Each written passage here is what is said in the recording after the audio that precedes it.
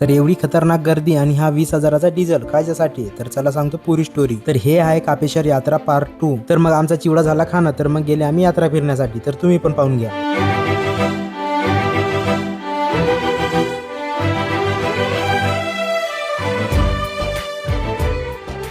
मग घटकाभरातच पुरा यात्रा फिरणं झाला, तर मग गेले आम्ही शंकरपट पाहण्यासाठी। गेल्याच पाहायला भेटलं आपल्याला खतरनाक वाली भीड। तर मग शंकरपट पण चालूच होता, तर चला तुम्हाला पण दाखवतो शंकरपट।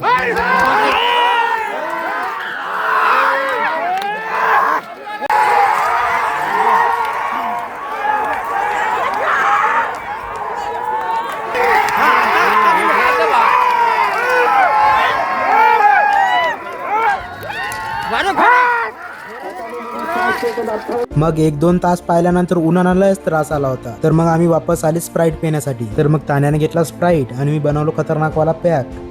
मग सर्वजण एक पॅक मारले आणि गेले यात्रेमध्ये। गेल्यावरच तानूची झाली येडी चालू।